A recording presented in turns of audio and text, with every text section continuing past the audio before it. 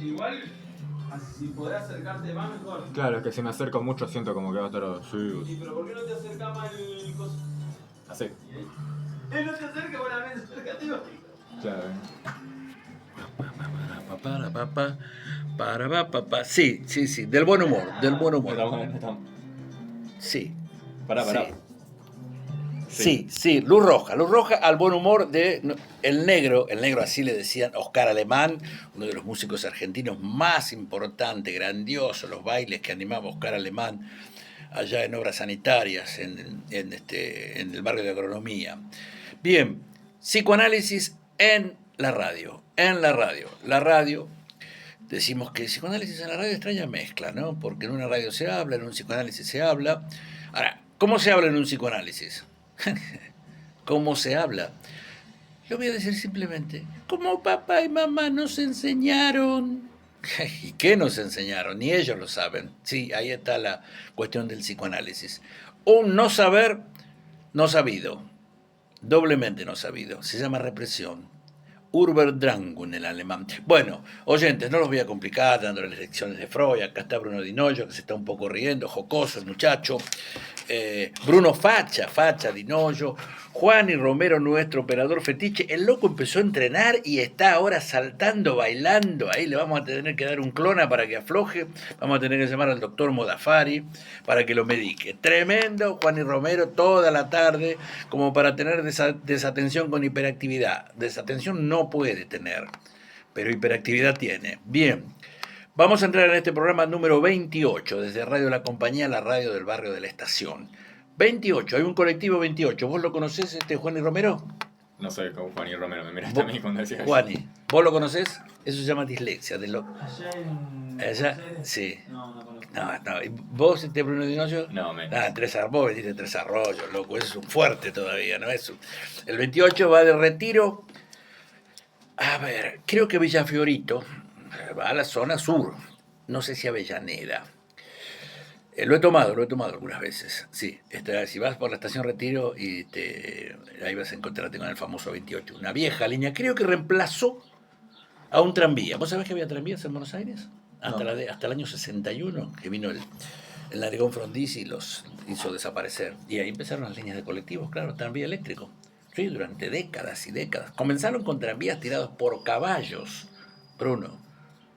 En 2008, en la época del primer gobierno de Roca, como medio de transporte, Buenos Aires era muy grande y no había cómo comunicarse, a caballo, o en carro, o en volanta, o en sulky, y trajeron el medio de transporte. Bien, este programa, entramos ya hablando del caballo, pasó el día de la tradición, inmenso José Hernández, con el más inmenso Martín Fierro.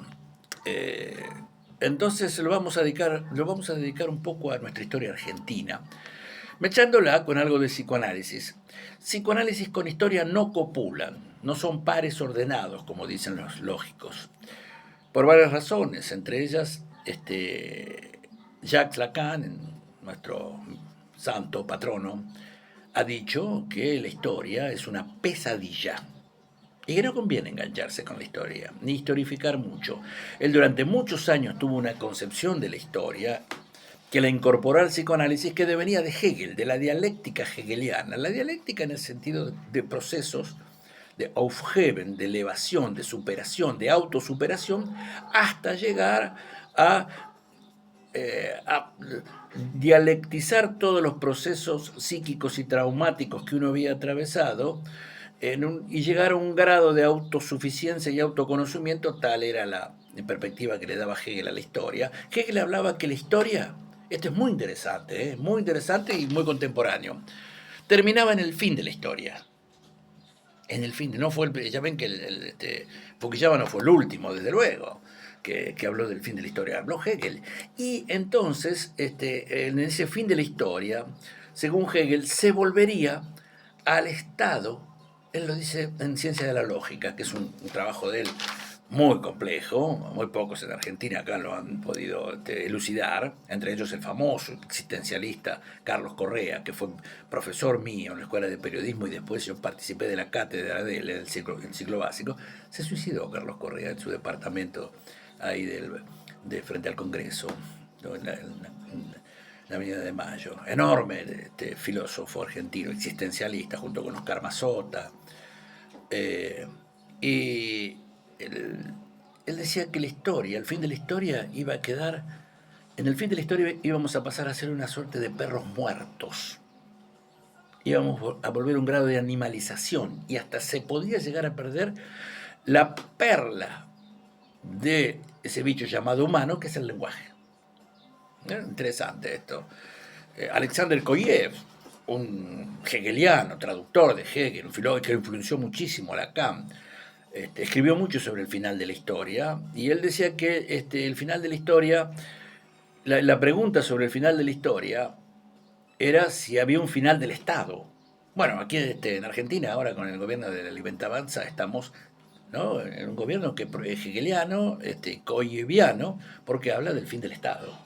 No sé si del fin de la historia. Bien, pero vamos a lo pragmático, a la praxis. Este programa entonces va a tener dos aspectos hoy. Bruno Dinoyo, vos te vas a ocupar de un aspecto. ¿Qué has traído hoy de tu música, Bruno Facha Dinoyo? Las pibas están ya llamando ahí, Juan, y me hace seña. Está diciendo que no vengan. ¿Qué decís, Juan, de las pibas a la salida? Están llegando muchos mensajes.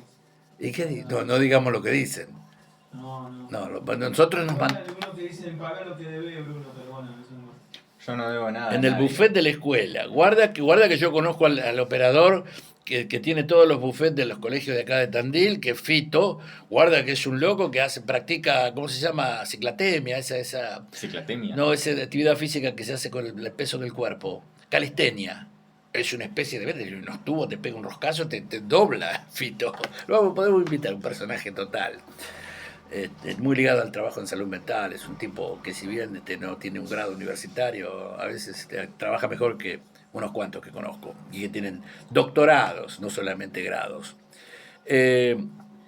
Decimos entonces que este programa va a tener dos tramos. Un tramo lo vamos a compartir con Bruno, con su música.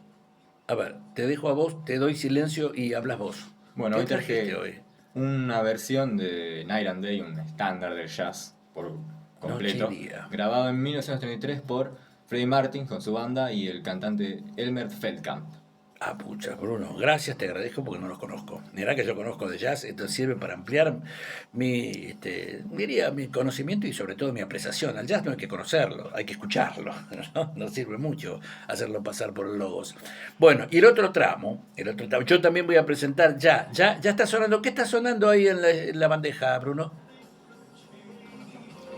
Perdón, hoy estoy completamente disléxico. Está sonando... No, ya no es esto, no es dislexia, esto es agnosia, o mejor dicho, ilusión de Fregoli, decían los viejos psiquiatras. El síndrome de Fregoli era un síndrome que consistía en que una persona afectada por este síndrome, que era una psicosis, tomaba una por otra. Por ejemplo, lo tomó a Juani por Bruno. Y tenía la certeza, es un síndrome psiquiátrico, Seglas y Capgras, lo estudiaron mucho los franceses a fines del siglo XIX. Síndrome de ilusión de Fregoli, es un fenómeno ilusorio, de tomar a una persona por otra que no es. ¿Conocías eso vos? No. Es una psicosis eso. A veces en la esquizofrenia pasa también. En cambio, en la paranoia, al revés, se toma a una persona y se la personaliza demasiado, al punto tal que esa persona me inquieta y quiere, por ejemplo, mi muerte. Entonces, tengo que anticiparme atacándola yo antes de que me ataque. Eso es el síndrome paranoico en el grado extremo, donde se da la relación perseguidor-perseguido. Bien, vamos a dejar estas disquisiciones y vamos a ir al segundo tramo que hemos pensado a este programa, para este programa número 28, Psicoanálisis en la radio. Y ya tenemos, Juan y Romero ha puesto ahí con sus dedos mágicos, a pesar de que juega al básquet, los dedos se engordan, el tipo los tiene ahí, está digitalizado. Está saliendo al aire nada más y nada menos que un colega psicólogo, Al Jarreau. Murió hace 3 o 4 años, creo que en el 2017, 70 y pico de años tenía. Enorme cantante de jazz. Yo lo descubrí hace muchos años, de una escuela de jazz basada en el trío Lambert, Hendricks and Rose. Que podríamos decir que este trío fue el antecedente, si ustedes quieren, de los Luthier. Eran 3 que bardeaban, se bardeaban en el escenario, pero cuando cantaban, pero eran extraordinarios. Vamos a dedicarle un programa.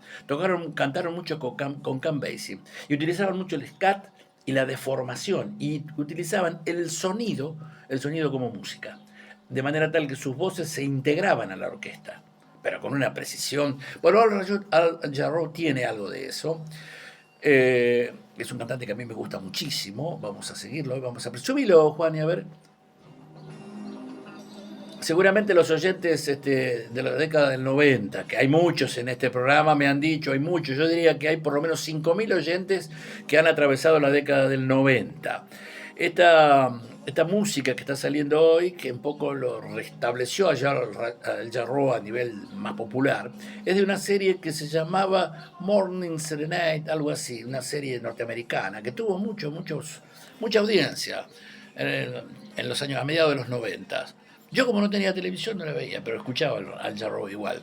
Hoy lo vamos a tener en 2 o 3 temas. Ese va a ser el primer tramo. Nosotros acá los tramos los acompañamos con música, con buena música. Como no tenemos noticias, no hacemos editoriales sesudos, es un eufemismo. Hoy cualquier cacatúa hace un editorial, como dice el tango. Cualquier cacatúa sueña con la pinta de Carlos Gardel, es el tanguero.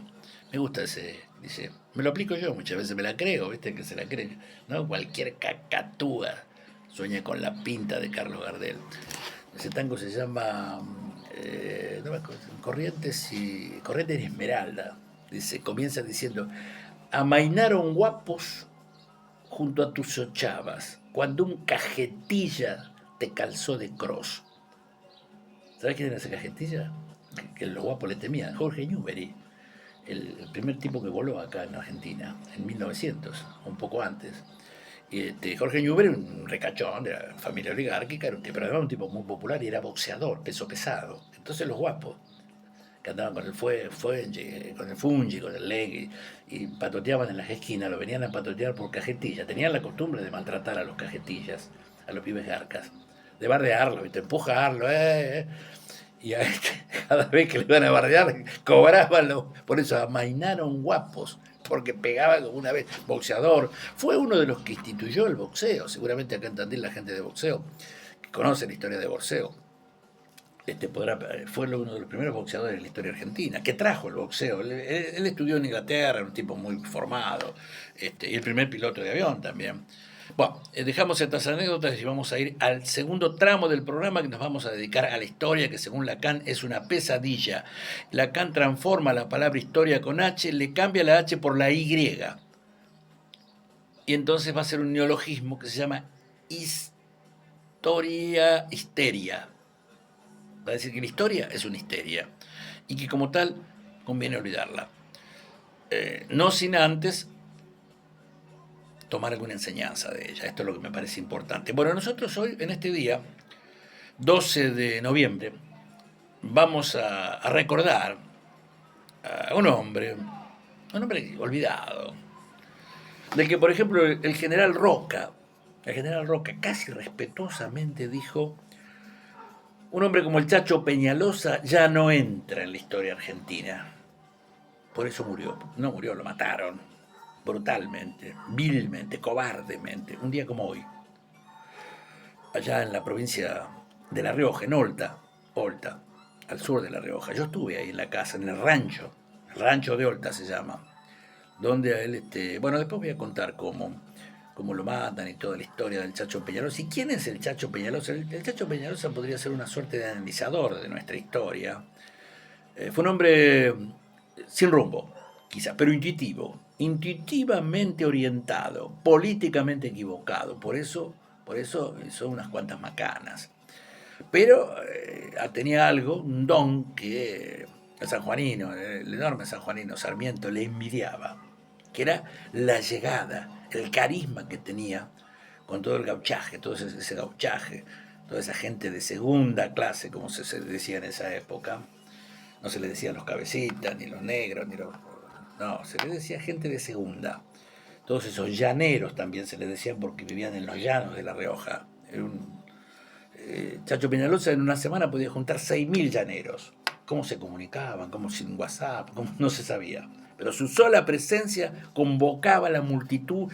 Además, esa multitud estaba dispuesta a dar la vida por el Chacho, ¿no? Y la vida por la Confederación Nacional, que eran todas los que hoy se llaman provincias del interior, que no eran provincias en ese momento, que estaban totalmente opuestas a las políticas de Buenos Aires que promovían los unitarios basados en la ciudad puerto, en el puerto de Buenos Aires, por donde salían todas las mercancías que ellos producían, y Buenos Aires se quedaba con las regalías, con los impuestos y con todo el movimiento que generaba el interior. Entonces había un ahogo de Buenos Aires hacia las provincias, un ahogo económico y un ahogo también político y también militar. Frente a esa situación de ahogo de las provincias, se levantaron los caudillos, los famosos caudillos federales. Quizás el más digamos, importante fue el llamado Tigre de los Llanos, el brigadier general Juan Facundo Quiroga. Facundo. Sarmiento le dedica un libro, ¿no? Civilización y barbarie, haciendo el contrapunto. Él, por supuesto, de la civilización, Facundo de la barbarie. Lo escribe en Chile, este libro, en el momento que el Chacho Peñalosa estaba ahí, quizás a unas cuadras de él, donde creo que vivían en dos lugares distintos. El Chacho estaba exiliado también en Chile en ese momento. Bien, pero antes de pasar hasta el segundo tramo, escuchando a Al Jarreau, músico norteamericano, psicólogo, extraordinario, muy conocido, también ha sido muy escuchado. No sé si vino a la Argentina, sí, vino, yo no lo vi, no, creo que ya estaba acá en Tandil. Me quiero referir a dos o tres cositas que han parroquiales. Una de ellas concierne a mi gestión como presidente del Colegio de Psicólogos del Distrito 8.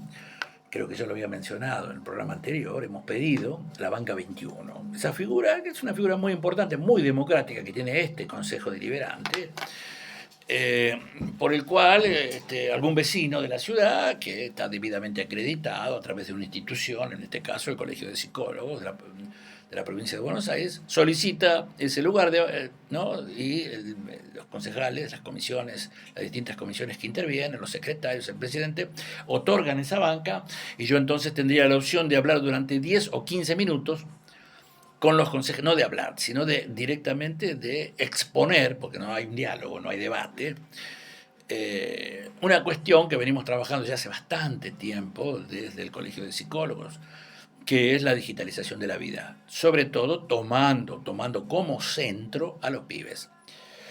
¿Por qué lo hacemos? Bueno, por una razón básica, lo voy a decir así directamente, medio casi de manera impertinente. En una ciudad, ¿quiénes son los que más saben de pibes, de niños? Saben qué le pasa, cómo crece, cómo es el proceso. ¿Quiénes son? Saber quiere decir, yo debo haber visto en mi práctica, en 20 años o más, 25 años de práctica profesional, debo haber visto 1000 pibes. 1000 pibes en el consultorio. Con todas las patologías, con todas, y sin ninguna patología. La mayoría sin ninguna patología. Sin ninguna patología. Pero con una presión a patologizarlo, a medicalizarlos. Bueno, yo he visto más de 1000 pibes. Entonces me creo y me considero, y he estudiado muchísimo la cuestión del autismo, la cuestión de la psicosis infantil, de la neurosis infantil, desde Freud en adelante. Me considero, junto con muchos otros colegas de aquí de la ciudad de Tandil, de nuestro distrito y de la provincia, una persona autorizada para hablar acerca de lo que pasa con la infancia hoy.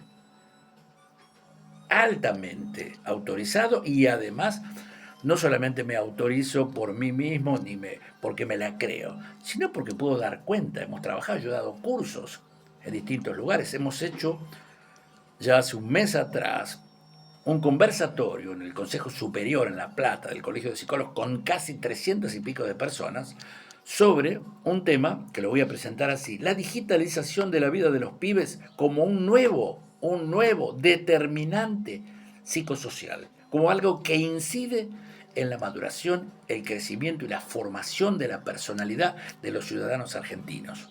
No lo voy a plantear como una cuestión, como lo están planteando aquí en Tandil algunos concejales, algunos funcionarios, que está bien que lo planteen. Yo les concedo que lo hagan porque ellos no son especialistas. Pero muchachos, con la mía la hacen, Y además alguna vez consulten a los que saben, a los colegios de psicólogos, ni siquiera a nuestro Consejo Superior. Jamás nos consultan.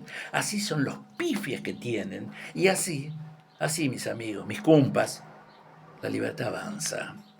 Bien, bien, hemos pedido a la Banca 21 para hablar de este tema con los concejales. Hay un nuevo determinante psicosocial, ya no es más la economía, la educación, los traumas, etcétera, ni la inserción social. Hay un nuevo, junto a todo eso aparece uno como el determinante príncipe en la educación, la formación de la subjetividad humana, porque esto es universal, que es la digitalización de la vida, que para decirlo, ya lo he anunciado en otras ocasiones, para decirlo levemente a nuestros oyentes y no recargarlos con esto, este programa Psicoanálisis en la radio, pasa simplemente por el uso del celular. El uso no es la inteligencia artificial, no es la producción de tecnologías, el desarrollo, no es nada que ver. No tiene tampoco que ver con lo que es el bullying, el ciberbullying, las estafas virtuales. Todo eso son consecuencias. La digitalización de la vida es la inmersión de la tecnología digital en la vida de los pibes, como si fuera una prótesis inamovible, como si le implantaran, por ejemplo, una prótesis dental, una prótesis de cadera, exactamente así. Va a pasar a formar parte de la vida y no de la vida, porque el celular forma parte de mi vida y de la vida tuya, Juan, y de tantos más, pero somos grandes. A mí no me va a formatear, me va a poner más pelotudos, perdón la expresión. Eso puede ser, claro está, lo acepto, me lo han dicho, me lo han dicho. Me dicen, pero ¿cuánto tiempo estás ahí? Sí, me gusta la música, ahora me compré un JBL de esos grandes para escuchar. ¿Sí? No son tan buenos como parecen, estoy un poquito decepcionado, debo decirlo. Sí, para escuchar cuando estoy leyendo en el patio, cuando me voy con la carpa. Yo tengo un parlante, pero no es bueno. Bueno, la cuestión que, bueno, la verdad que lo compré muy barato. Lo compré por Mercado Libre, mirá. Así que también si yo hago uso, una cosa es el uso y otra cosa es la sobredeterminación en la subjetividad. A mí no me condiciona. Yo hago uso, claro, porque gano y puedo comprar y aprovechar las ofertas, etcétera. Claro que sí. ¿Cuál es el problema? Ahora, en un pibe de 5 años, de 8, de 10, de 14, de 16, ahí está el problema. No en lo que se llaman apuestas online, que eso es una consecuencia de que en la digitalización ahora interviene la guita. La guita, sí, claro, las billeteras virtuales, etcétera. Bien, quería entonces informar a nuestra audiencia que hemos pedido, como les decía antes, como Colegio de Psicólogos, la Banca 21, para hacerles presente a los concejales, a noticiarlos y, si es posible, orientarlos para que ellos... esto que hacemos es un reconocimiento al Consejo Deliberante, al legislativo de nuestra ciudad, por cuanto desde allí sale la matriz de lo que nos va a regir en los próximos tiempos. Estos son ordenanzas, disposiciones, etcétera, que van modificándose y van cambiando, y ahora hay que tomar cartas, y los concejales las han tomado. Hay varios proyectos de trabajo de distintas bancadas acerca del ciberjuego, los consumos problemáticos de tecnologías. No son consumos problemáticos, muchachos, no son consumo problemático, porque no es droga, es digitalización. Esto viene de los primeros años de vida. Guarda, no se confundan, porque van a sacar medidas, le van a hacer gastar guita al Estado, es decir, a nosotros, y no va a dar ningún resultado, y por el contrario van a promover la curiosidad por la digitalización. Está probado que las campañas abiertas con mensajes antidrogas a los pibes, yo pienso en los pibes, no en los grandes, que me disculpen los grandes que se ocupen, que vayan al psicoanalista, que vayan al CPA, que vayan a donde quieran. Pero los pibes están indefensos frente a esto. Los padres no lo defienden, no los pueden defender, porque los padres están en otra. Están cumpliendo su función de padres, proveedores, y para eso tienen que laburar los dos, más que proletarios, tienen que laburar a veces como esclavos, y entonces les dejan el celular al pibe. Claro que sí, eso no es un problema. El problema es que el Estado, y que no hay ni la más mínima regulación. Acá en Tandil tenemos un nuevo amo. Yo lo respeto, es más, lo respeto en el sentido que lo merece, porque es una enorme inversión, una enorme empresa que produce tecnología, que se llama Globant. Globant hoy por hoy es el nuevo amo de la ciudad de Tandil. Es el que sobredetermina gran parte de la ciudad. Está chupándose a la Universidad Nacional del Centro. Al municipio ya se lo chupó con el proyecto que tienen de hacer una historia digital única, transversal, ya que significa lisa y llanamente la pérdida de el secreto profesional para todas las especialidades de salud pública, nada más y nada menos. Una historia única digital implica la pérdida de la intimidad de todas las personas que pasan por el hospital y que pasan por el sanatorio, nada más y nada más, con lo cual nosotros como Colegio de Psicólogos nos oponemos furibundamente y hemos pedido más de una ocasión hablar con los concejales. No nos han dado mucha pelota, están más casados con Globan que con los colegios profesionales. Ahora, nosotros somos la corporación, la corpo, sí, pero pensamos en la gente. Globan piensa en Globan. Lo respeto, quiero a Globan, que haya 10 Globan, porque eso significa desarrollo, progreso, pero guarda, hay consecuencias en la subjetividad de la vida y las consecuencias en la subjetividad emergen después como patologías psiquiátricas, psicológicas, etc. Bien. Ponemos el tema de Al-Jarreau y pasamos después a Narandey y después el homenaje que le vamos a hacer al Chacho Peñalosa, que en una época, en un tiempo como el presente, que se habla de violencia, que se habla siglo XXI, ¿no? Que se habla de crueldad, vamos a mostrar que la violencia y la crueldad ha sido una variable constante en nuestra historia y que ha tomado formas del asesinato político, cosa que hoy no ocurre. Tal este intento de asesinato de Cristina, yo no creo mucho en eso, yo creo que se han metido con el juicio ahora y todo esto, como que es una trama que no va, eso le perjudicó a Cristina. Porque ahora todo el kirchnerismo tiene que defender a su mayor representante y entonces pierden el eje otra vez más y la libertad, mis oyentes, avanza y nos jodemos todos. Bien, ¿con qué largamos, Juan y Romero? Al-Jarreau Morning se llama el tema. ¿Lo tenemos ahí en la...? Sí, es un tema... Sí, me hace como, ¿qué me estás diciendo, loco? Sí, Juan, y sí. Nuestro operador fetiche. Después está, ¿qué opinas? ¿Vos lo conocías Al-Jarreau? Antes de hoy no. Pues bien, tu vieja que nunca tenía psicólogo, claro, incluso trabajó mucho en rehabilitación. Después, claro, el tipo tenía una dote, cantaba desde muy chico en una iglesia, empezó como todos, creo que es de Wisconsin.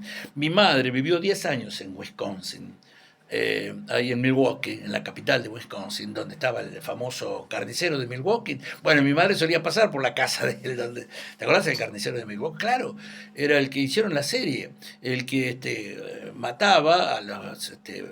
y los congelaba. Sí, claro, y se los comía, se los iba comiendo. Ted Bundy es el otro, o sea, asesinos seriales. Ya nos va a decir algún oyente. ¿En cuántos oyentes andamos, Juan y Romero? ¿Estamos clavados? ¿Te fijaste? Sí, no, loco, tiene tiene dos ahora encuestas ahí, dos productoras de... Veo ahí el reflejo de tu pantalla, está Google, sin ¿Qué nada. dice? ¿10 dice? No, fíjate bien. No, pero ahí está. Bueno, vamos a tomar como parámetro, como canon, cuando hable Bruno, a ver qué pasa. Las brunitas están, y voy a decirlo así, nos han llegado brunitas de varios colegios. Guarda. ¿Vos qué colegio vas, Bruno? Al Normal San Martín. Bien, al Normal San Martín. Va de varios colegios. Tenemos acá entonces a Bruno Facha, Dinoyo. Sí. Jeffrey Dahmer, claro, que mi vieja vivía ahí, y ahí está la fábrica, la famosa fábrica Harley Davidson, también pasa, que tiene un parque tremendo donde van los tipos en tráiler o en carpa y esperan participan prácticamente de la fabricación de su moto. Eso era así, no sé ahora, hace 30 años cuando mi vieja vivía ahí. Bueno, vamos con Al-Jarreau.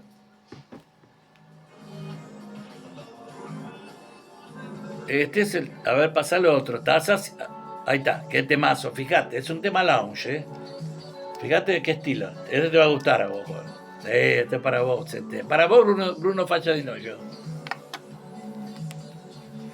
Es un temazo. Después hacía música de jazz, cantaba con... Che, bájeme que tengo que escuchar algo por interna. Bájeme que tengo que escuchar algo por interna. Digo por si quieren que...